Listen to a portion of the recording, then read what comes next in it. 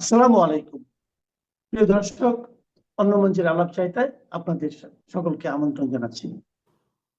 আজকে পরপর তিনটে খবর বলবো। তিনটে খবরই খুব ইন্টারেস্টিং। নাম্বার ওয়ান হচ্ছে এই যেটা আমি এতদিন ধরে বলে যাচ্ছিলাম না, পালানোর সব রাস্তা বন্ধ, পালানোর সব রাস্তা বন্ধ। সিভিল এভিয়েশন ডিপার্টমেন্ট থেকে সম্ভবত একটি লিস্ট ধরিয়ে দেওয়া হয়েছে বাংলাদেশি ন্যাশনালিস্ট যারা আছে, এই বাংলাদেশি যারা টেরোরিস্ট আছে, ন্যাশনালিস্ট বলবো কি, এরা টেরোরিস্ট যারা আছে তাদের নাম ধাম দিয়ে একটা আমাদের কলকাতা বিমানবন্দরে একটা পাঠিয়ে দেওয়া হয়েছে। একটা লম্বা নেমন্তন্নপত্র পাঠিয়ে দেওয়া হয়েছে ইমিগ্রেশন ডিপার্টমেন্টে। এই খবরটা কিন্তু আমাদের কোনো কাগজে বেরোয়নি, কিন্তু দিল্লির অলিন্দে এই খবরটা খুব ঘোরাফেরা করছে। আমার কানে এসছে, আমার একটি বন্ধু তার স্ক্রিনশট থেকে আমার একটা ছবি তুলে পাঠিয়েছে যে এইটা হচ্ছে খবর। যদিও সরকারিভাবে কিছু জানানো হয়নি, এই সমস্ত সরকারিভাবে জানানো হয় না। কোথায় কোন টেরোরিস্টের নাম দেওয়া আছে, কাকে কোথায় ইমিগ্রেশন আটকে দেবে, ধরে তারপরে জেলে পুরে দেবে, সেটা কি সরকারিভাবে জানানো হবে? সরকারিভাবে জানানো হবে না, ফলে এটাও সরকারিভাবে জানানো হচ্ছে না।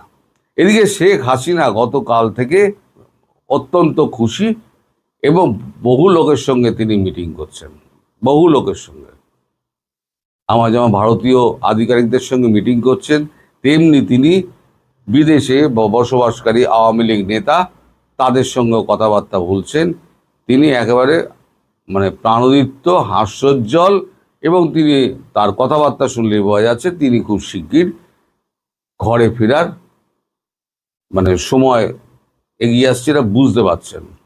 কারণ উনিও তো রাজনীতি করেন, কূটনীতি করেন, উনি তো বোঝেন আন্তর্জাতিক চাপটা কিভাবে আসছে। এই আন্তর্জাতিক চাপের কথা বলতে গিয়ে আমার মনে পড়ে গেল, এই যে গতকালকে আপনাদের কাগজে দেখলাম যে ছটা মানবাধিকার কমিশন আপনাদের একেবারে লম্বা চোতা ধরিয়ে দিয়েছে।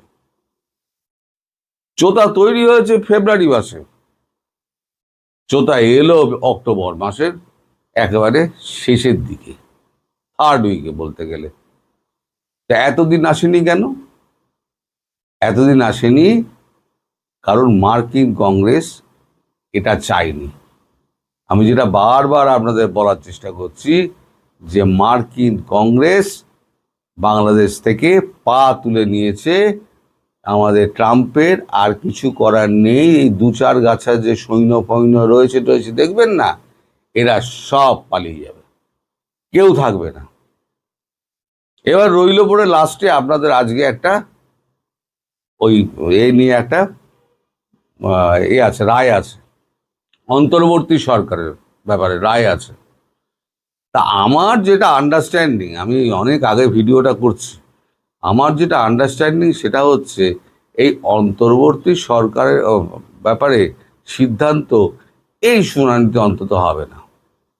এই শুনানিতে হবে না এই কারণে যে এখানে আমাদের প্রফেসর সাহেব তিনি হচ্ছেন গিয়ে আইন উপদেষ্টা, আর তাজুল ইসলাম তিনি হচ্ছেন চিফ প্রসিকিউটর। দুজনে দোর্দণ্ড প্রতাপ, এরা পুরো আইন বিভাগটাকে কন্ট্রোল করে। এখন আমাদের চিফ জাস্টিস, তার কি ক্ষমতা আছে? তিনি তো মবের শিকার হয়ে যাবেন। তিনি তো শুনেছি ঠান্ডা মানুষ, চুপচাপ থাকেন, বেশি ঝামেলার মধ্যে থাকেন না। উনি করবেন কি, আবার একটা শুনানির ডেট দিয়ে দেবেন, দিয়ে ওকে ঠান্ডা করে পাঠিয়ে দেবেন। কোনটা কি হবে আমি জানি না, এটা আমার একটা আগাম মনে হচ্ছে, এই অবস্থা থেকে আমার আগাম মনে হচ্ছে। এবার আসুন আপনার দেশে যে আইএসআই এজেন্টগুলো রয়েছে, পাকিস্তান সমস্ত আইএসআই এজেন্টদের ডেকে পাঠাচ্ছে, ফর্মাল চিঠি দিয়ে ডেকে পাঠাচ্ছে, কিন্তু কেউ যেতে রাজি হচ্ছে না। কেন বলুন দেখি? কারণ পাকিস্তানে যত আইএসআই এজেন্ট আছে তার বেশিরভাগ আননোন গানম্যানের হাতে মারা গেছে। এবার আননোন গানম্যান কারা সেটা কিন্তু ভারতবর্ষও জানে না। আননোন গানম্যান কারা, তারা কোত্থেকে উদয় হয়, কোত্থেকে তারা কী করে মিলিয়ে যায়। কেউ মসজিদে নামাজ পড়ছে, তার সঙ্গেই নামাজ পড়ছে, নামাজ পড়ে উঠলো, ঠাস করে চালিয়ে দিয়ে চলে গেল। কেউ বাগানে হাঁটছে, বেশিরভাগ আইএসআই এবং মিলিটারির লোক বাগানে হাঁটছে, সকালবেলা মর্নিং ওয়াক করছে, জগিং করছে, একটা বাইকে করে এলো, ঠাস ঠাস ঠাস লাগিয়ে দিয়ে বেরিয়ে চলে গেল। কোন পথে আসে, কোন পথে যায়, এদের খুঁজে পাওয়া খুব মুশকিল হয়। একটাকেও এখনো পর্যন্ত ধরতে পারেনি। এই যত টেররিস্টদের মাথা আছে না, হাফিজ সঈদ থেকে আরম্ভ করে যত আছে, তাদেরকে কেউ আর দেখতে পাচ্ছে না, সব ভেতরে ঢুকে গেছে, গর্তে ঢুকে গেছে। এই যে 12-14টা আমরা যে মেরে দিলাম ইনস্টলেশনে টেররিস্টদের, কোনো রিয়াকশন দেখেছেন? একটা রিয়াকশন হয়নি। তবে হ্যাঁ, ভারতের ওপর আক্রমণের চেষ্টা এরা করবে। এখন আপনারা ভাববেন যে ভারত কেন কিছু করছে না। কূটনৈতিক খেলায় ভারত এত এগিয়ে আছে যে সেখানে ধ্বংস করে কোনো লাভ নেই। আপনি বলুন না, আমেরিকার মধ্যে আজকে কি অবস্থা করে ট্রাম্পের ছেড়ে দিয়েছেন নরেন্দ্র মোদী। ট্রাম্প গেছেন আরো ক্ষেপে। গতকালকে আরো একবার উনি বলেছেন, আমি প্রধানমন্ত্রীকে ফোন করেছিলাম, মানে সত্যকে, এই মিথ্যাকে উনি সত্য প্রমাণিতই করে ছাড়বেন। একটা মিথ্যাকে যদি বারবার বলা হয়, অনেকে সেটা সত্য বলে ধরেও নিতে পারে। অন্তত 25% লোক তো সত্য বলে ধরে নেবে। ট্রাম্প এখন সেই খেলায় মেতেছেন।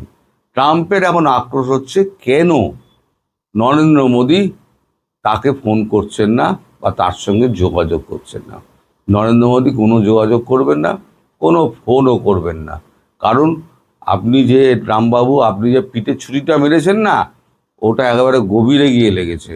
ওইখান থেকে নরেন্দ্র মোদীর যে রক্তক্ষরণ হয়েছে সেটা তিনি ভুলবেন না।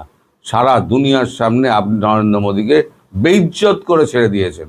নরেন্দ্র মোদী ছাড়বেন? কখনোই ছাড়বেন না। এখন এই যে 6টা মানবাধিকার কমিশনের হঠাৎ এই যে চিঠিটা এলো, সেখানে অনেক কিছু উল্লেখ করা হয়েছে। বিশেষ করে যেটা উল্লেখ করা হয়েছে সেটা হচ্ছে ইনক্লুসিভ ইলেকশন, আওয়ামী লীগকে নিয়ে। ইনক্লুসিভ ইলেকশন, তার মানে ল অ্যান্ড অর্ডার আছে, মানে সংবাদপত্রের স্বাধীনতার কথা বলা আছে, অনেক কিছু বলা আছে। কিন্তু ইনক্লুসিভ ইলেকশন যেটা আওয়ামী লীগের ব্যাপারে বলা আছে, সেইটা নিয়ে কিন্তু ডক্টর ইউনূস কিন্তু পাগল হয়ে রয়েছেন এই কারণে যে এখন তো উনি জাঁতা গলে পড়ে গেছেন। এখন যদি উনি ইনক্লুসিভ নির্বাচনের কথা বলেন, তাহলে বাকি যে দলগুলো আছে তারা রেড়ে করে মারতে আসবে। আর যদি ইনক্লুসিভ নির্বাচনের এই যে চাপটা, আন্তর্জাতিক চাপটা তিনি যদি উপেক্ষা করেন, তাহলে তিনি কি হবেন? আন্তর্জাতিক প্রেশারের মুখে পড়বেন এবং তিনি কোথাও জায়গা পাবেন না। এখন এই চাপ ইউনূস কতটা সামলাতে পারবে সেটা বলা খুব মুশকিল। তবে আমার মনে হয় ইউনূস বোধহয় হালটাল ছেড়ে দিয়ে এবার যে কোনো দিন পালাবে। এখন আপনারা সেটা ভালো বলতে পারবেন ইউনূসের কি অবস্থা। তবে ইউনূস খুব একটা সুবিধাজনক অবস্থায় নেই, সুবিধাজনক জায়গায় নেই। ইউনূস কিন্তু ভেতরে ভেতরে ভেঙে পড়েছেন। আর আমি যে এয়ারপোর্ট অথরিটির কথা বললাম যে এরকম একটা চিঠি দেওয়া হয়েছে, সেই চিঠিটার ব্যাপারে আমি আবার বলছি যে আমি কিন্তু এ ব্যাপারে কোনো কনফার্মেশন পাইনি। না আমার সঙ্গে কোনো সিভিল এভিয়েশন ডিরেক্টরের কথা হয়েছে বা সিভিয়েশন মিনিস্ট্রির সঙ্গে কোনো কথা হয়নি। আমি শুধু দিল্লির অন্দরে যে কথাটা ঘোরাফেরা করছে, আমি শুধু সেইটুকু বললাম। এবং তারা যে খবরটা আমাকে এক টুকরো তুলে পাঠিয়েছে ছবি, আমি সেই ছবিটা আপনাদেরকে দেখালাম। এবার সবাই আপনারা ভালো থাকুন, সুস্থ থাকুন, আর ইউনূসের জন্য প্রার্থনা করুন যেন ইউনূস সসম্মানে এখান থেকে বেরোতে পারবে কি পারবে না সে আমি জানি না। Hello and welcome back. এবং আমি আজকে কিন্তু আপনাদের সামনে এসেছি স্যার ইউনূসকে উদ্ধার করার জন্য। কারণ আপনারা সবাই জানেন এবং পুরা বাংলাদেশ বুঝতে পারছে, অ্যাকচুয়ালি পুরা দুনিয়া বুঝতে পারছে যে ইউনূস স্যার এখন চরম বিপদে আছেন। এমনকি বিএনপিও এখন স্যার ইউনূসকে হুমকি ধামকি দিচ্ছেন ওনার সামনে দাঁড়িয়ে। চারিদিক দিয়ে প্রেশারের উপর আছেন। একে তো গত 15-16 মাসে পুরা বাংলাদেশকে ধ্বংস করে দিয়েছেন। এখন এগুলি আবার লুকাতেও পারছেন না। 13 মাসে 14 বার বিদেশ সফর করে উনি ট্রাভেল ব্লগ ঠিকই বানিয়েছেন, এখন ট্রাভেল ব্লগার হয়ে গেছেন, কিন্তু ইন বিটুইন পুরা বাংলাদেশকে ছারকার করে দিয়েছেন। গত বছর জুলাই আগস্টে আসলে আওয়ামী লীগ সরকারের পতন হয় নাই। গত বছর জুলাই আগস্টে পতন হয়েছে পুরা বাংলাদেশেরই, রাষ্ট্রেরই পতন হয়ে গেছে। অবস্থা তো দেখছেন নাকি? আর যেভাবে যে গতিতে আগাচ্ছে স্যার ইউনূস, উনি হোঁচট খেতে বাধ্য। হোঁচট না, উনি 5 তলা থেকে আছাড় খেতে বাধ্য, এটা হবেই। তার উপর আবার স্যার ইউনূসের সরকার বাংলাদেশের সেনাবাহিনীকে দুর্বল করার জন্য উঠে পড়ে লেগেছে। তারা চাইছে যেন সেনাবাহিনী ভেঙে চুরে ছারকার হয়ে যাক। বারে বারে সেনাবাহিনীকে চ্যালেঞ্জ ছুড়ে দিচ্ছে, সেনাবাহিনীকে একটা কমেডি বানিয়ে দিয়েছে রীতিমতো, লাইক লিটারেলি সেনাবাহিনীকে কমেডি বানিয়ে দিয়েছে। বাংলাদেশের ডিফেন্স ফোর্সেস, যাদের লাইফের মোটো একটাই যে বাংলাদেশকে প্রোটেক্ট করা, সেই এলিট বাহিনীকে স্যার ইউনূস একেবারে ধ্বংস করে দিচ্ছে। স্যার ইউনূস এবং তার সাঙ্গপাঙ্গ, এই যে জুলাই আগস্টের হোতা এনসিপি, জামাত শিবির, এরা তাদের একটাই ইচ্ছা, কোনো রকমের টেনে টুনে একটা ফলস ইলেকশন, একটা ভুয়া ইলেকশন করে আওয়ামী লীগকে বাইরে রেখে কোনো রকমের ইলেকশন ক্ষমতায় বসে যাওয়া। বিএনপি এই সমস্ত তালবাহানাতে অনেকদিন ধরে বিশ্বাস করেছিল। তার এক ভাইয়া লন্ডনে বসে বসে টিকটকের মধ্যে এগুলি বারবারই বলেছেন। স্যার ইউনূসের উপর তার অগাধ বিশ্বাস। স্যার ইউনূস লন্ডনে গিয়ে তার ভুজভাজ মানে একটা ভাঙতি পয়সার মতো করে বুঝাই দিছে, কিন্তু এখন আসল কাহিনী বের হয়ে যাচ্ছে। এখন আমার মনে হয় না বিএনপি রাতের ঘুম আছে, আমার মনে হয় তাদের রাতের ঘুম একেবারে হারাম হয়ে গেছে, কারণ তারাও এখন বুঝতে পারছে যে this is going to be really really dangerous.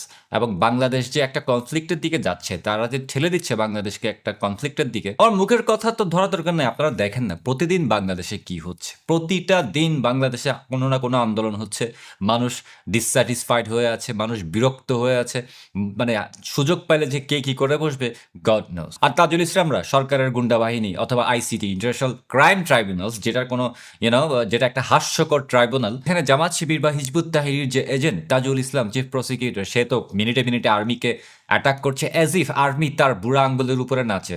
মানে তাজুলের কথাবার্তা শুনলে মনে হয় যে পুরো আর্ম ফোর্সেস তাজুলের কমান্ডে চলে, মানে তার ভাবসাবি এমন, সে বিচার করবে, সে বিচারক, সে এখন সবকিছু বাংলাদেশের। কিন্তু তাজুল ইসলামের কোনো আইডিয়া নাই, এই সমস্ত পাকিস্তানি বীজদের কোনো আইডিয়া নাই যে বাংলাদেশের মানুষ যদি একবার খেপে তাহলে কি হতে পারে।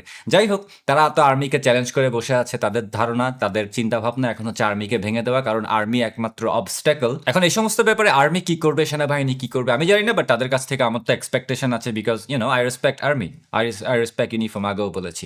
তবে বিএনপি যে একটা চাইনিজ ধরা খেয়েছে, এটা এখন বিএনপি বুঝতে পারছে। এতদিন ধরে ইউনূস স্যারকে কোলে নিয়ে নিয়ে ঘুরে করেছে, তুলতুলো করেছে একেবারে। কোনোদিন এনসিপি, কোনোদিন মুক্তিযুদ্ধের ইতিহাসকে বিকৃত করা হতে শুরু করে, চাঁদাবাজি, সব কিছুতেই বিএনপি একটা মানে প্রত্যক্ষ এবং পরোক্ষভাবে সাপোর্ট করে আসছে। আর এখন দিন শেষে উল্টা তারাই স্যার ইউনূসকে গালি দিচ্ছে, হুমকি দিচ্ছে, আঙ্গুল দেখিয়ে কথা বলছে, না অল দ্যাট। সো বিএনপি আসলে একটা যে কত বড় ফেলিওর, এবং এরা যে কখনো বাংলাদেশকে আসলে প্রোটেক্ট করতে পারবে না, এটা তাদের রাজনীতি দেখলেই বোঝা যায়। টাকার রাজনীতি, ধান্দার রাজনীতি, চাঁদাবাজির রাজনীতি, এগুলি করে করে তারা আসলে ওই রাজনীতিগুলিই পারে, আর কোনো রাজনীতি পারে না। মানুষের জন্য তারা রাজনীতি করতে পারে না। দেশকে প্রোটেক্ট করা, দেশের স্বাধীনতাকে প্রোটেক্ট করা, দেশের মুক্তিযুদ্ধকে প্রোটেক্ট করা, বিএনপি কখনো এগুলি পারে না। তাদের এখন ধান্দাই হচ্ছে কোনো রকমে যদি পাওয়ার নেওয়া যায়, কোনো রকমে যদি ক্ষমতায় কেউ বসিয়ে দেয়, ওইটাও হবে না, কারণ স্বাভাবিকভাবে আওয়ামী লীগকে বাদ রেখে তো ইলেকশন কোয়াইট ইম্পসিবল। তবে একটা কথা আমার মনে হয় সব পক্ষেরই জানা দরকার, যারা অ্যাডভার্সারিজ আছে, যেমন স্যার ইউনূসের পক্ষ, এনসিপি, জামাত শিবির হতে শুরু করে, একটা কথা মাথায় রাখবেন আর কি, যে যখন দেশকে বাঁচানোর, শত্রুদের হাত থেকে দেশকে বাঁচানোর প্রশ্ন আসে, তখন everything is fair, anything is fair, anything can be done. কারণ এখানে কোয়েশ্চেন বাংলাদেশকে প্রোটেক্ট করা, বাংলাদেশের স্বাধীনতাকে প্রোটেক্ট করা, সভারেনিটিকে প্রোটেক্ট করা, এবং এই প্রোটেক্ট করতে হলে যে কোনো কিছু যদি করতে হয়, anything is fair, everything is fair. So আপনারা যদি মনে করে থাকেন, বা স্যার ইউনূস, তার সাঙ্গপাঙ্গ, এই জামাত শিবির, এই সমস্ত জঙ্গি সন্ত্রাসীরা যদি মনে করে থাকে যে তারা বাংলাদেশ দখল করে বসে থাকবে আর সবাই চুপ করে বসে থাকবে, দ্যাটস নেভার গোনা হ্যাপেন। এখন স্যার ইউনূস জোর করে যতই ইলেকশন করুক, আমি আগেও বলেছি, বারবারও প্রতিদিনই একই কথা বলছি, যে দ্যাটস নট গোনা হ্যাপেন। যদি এটা হয়েও যায়, মানে এটা বেশি দিন থাকবে না। তো এই বিপদ থেকে আমরা স্যার ইউনূসকে কিভাবে উদ্ধার করতে পারি? ওয়েল, আমি তো ওনার অনেক বড় ফ্যান, তো ওনাকে আমি উদ্ধার করতে আসছি। স্যার ইউনূস, আপনাকে একটা উপদেশ দিচ্ছি আমি, সাজেশন বলতে পারেন, ছোট মুখে বড় কথা আর কি। সেটা হচ্ছে যে আপনি একটা কাজ করেন স্যার, যদি এই সমস্ত গ্যাঞ্জাম থেকে বাঁচতে চান, এই সমস্ত ঝামেলা থেকে বাঁচতে চান, তাহলে আজকে বা কালকে রাতে বা তারপরের দিন রাতে, যে কোনো একদিন রাতের বেলা সবার মানে নজর এড়িয়ে যদি সুন্দর মতো রেজিগনেশন দিয়ে বাংলাদেশ থেকে বের হয়ে যান, শান্তিতে শান্তিতে সবকিছু হবে, কেউ কিচ্ছু বলবেন না আপনাকে, কাউকে জানাবেন না, আপনার দলের মানে আপনার লোকজনকেও জানাবেন না, বিশেষ করে আপনার প্রেস সেক্রেটারি শফিককেও জানাবেন না, বুঝছেন? মানে একেবারে সবাই যখন ঘুমে থাকবে তখন আপনি আপনার সবচেয়ে বিশ্বস্ত কয়েকজন মানুষ নিয়ে সুন্দর মতো প্লেনে উঠে চলে যান বাংলাদেশ থেকে। তাহলে এটা হবে একটা অ্যামিকেবল সলিউশন। এখন ধরেন এই বয়সে যদি আপনারা কেউ টেনে নামায়, আপনার শরীরও ধকল সহ্য করতে পারবে না, না আপনি পারবেন, না আর কেউ পারবে, এগুলি লোড নিতে পারবে না, অনেক কাহিনী হবে। আপনার উপদেষ্টারা একটাও কাজের না, এরা আপনাদের আগে দৌড়ায় চলে যাবে। স্বাভাবিকভাবে দৌড়ানোর যখন সময় আসবে তখন আপনার আগে আপনার উপদেষ্টারা দৌড়াবে, তারা একটু ইয়াঙ্গার, তারা অনেক দৌড়াতে পারে, and they will just run, আপনি পিছনে পড়ে যাবেন। তার চাইতে বরং আপনি আগের থেকে দৌড়ানো শুরু করেন। আপনি বয়স হয়েছে, আমি আপনার বয়সের কথাটা চিন্তা করছি যে আপনি তার দৌড় দিতে পারবেন না এখন, 100 মিটার স্প্রিন্ট আপনার পক্ষে তো সম্ভব না, রাইট? সো আপনি আগে ভাগেই চলে যান। আপনি সুন্দর মতো রাতের আধারে রেজিগনেশন দিয়ে প্লেনে উঠবেন, প্লেন ফ্লাই করবে, ফ্লাই করার পরে মিডিয়াকে বলবেন বা লোকজনকে বলে যাবেন যে মিডিয়াতে আপনার রেজিগনেশন লেটারটা যেন সবার সামনে দেওয়া হয়। বিকজ যেই দানব আপনি বানিয়েছেন, যেই হিংস্র পশুগুলিকে আপনি বাংলাদেশে ছেড়ে দিয়েছেন, যেইভাবে বাংলাদেশকে জঙ্গিদের হাতে আপনি তুলে দিয়েছেন, যেইভাবে বাংলাদেশের প্রতিটা সেগমেন্টকে আপনি ধ্বংস করেছেন, আপনারা কি কেউ ছেড়ে কথা বলবে? আপনি শান্তিতে নোবেল পুরস্কার পান আর শাস্তিতে নোবেল পুরস্কার পান, ডাজন্ট ম্যাটার। আপনাকে কেউ মানে ছাড়বে না, কেউ ক্ষমাও করবে না। You can have a very bad time about this. So time থাকতে থাকতে বাই জানগা। আমার মনে হয় অ্যামিকেবলি চলে যান বেটার। কারণ আর কে কি করবে জানি না, বাট আমরা তো দেখছি, বাংলাদেশের সাধারণ মানুষ তো আপনাদের অবস্থা দেখছে। যে কোনো মুহূর্তে ফুসে উঠতে পারে বাংলাদেশের সাধারণ মানুষ। তখন আপনার আব্বা যেই হোক না কেন, যেই দেশে হোক না কেন, আমেরিকা হোক আর ইউকে হোক অথবা ইউরোপ হোক, তারা কেউ আপনাকে বাঁচাতে আসবে না। তারাও বাংলাদেশের সাধারণ মানুষের সাথে গলায় গলা মিলিয়ে কথা বলবে। সেই দিন এখন আর বেশি দূরে নাই। Have a good one.